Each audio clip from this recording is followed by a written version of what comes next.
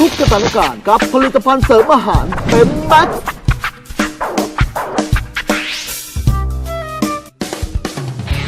ผลิตภัณฑ์เสริมอาหารเต็มแม็กอุดมไปด้วยสารสกัดจากสมุนไพรที่ช่วยบำรุงร่างกายเช่นแอลคาเนทีนช่วยป้องกันโรคร้ายเช่นโรคหัวใจเบาหวานความดันโลหิตสูงลดคอเลสเตอรอลควบคุมระดับน้ำตาลในเลือดทำความสะอาดไขมันในหลอดเลือดนอกจากนั้นยังช่วยกระตุ้นสมองให้หลั่งสารโกรทฮอร์โมนที่ช่วยให้ท่านชายยังคงมีความหนุ่มอยู่เสมอ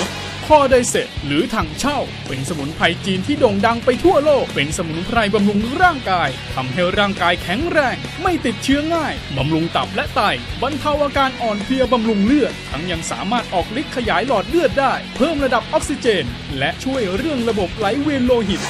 จินเซนหรือโสมเสริมพละกำลังและเสริมสมรรถภาพทางเพศช่วยบำรุงปอดบำรุงระบบย่อยอาหารบำรุงตับบำรุงไตบำรุงหัวใจแก้ตัวร้อนแก้พิษสุราสรรพคุณของโสมนั้นมีผลต่อการทำงานของระบบประสาทที่เกี่ยวกับการมองเห็นหอยนางรมสกัดสามารถช่วยในส่วนของการขยายหลอดเลือดเพิ่มการไหลเวียนของโลหิตช่วยปรับการทำงานของระบบประสาทอัมพฤกษ์อัมพาตช่วยฟื้นฟูสมรรถภาพทางเพศของสุภาพบุรุษและสุภาพสตรีผลิตภัณฑ์เสริมอาหารเต็มแม็กที่จะช่วยเติมเต็มความรักของทุกคนสุขภาพดีจริงอึดจริงทนจริงแข็งแรงจริง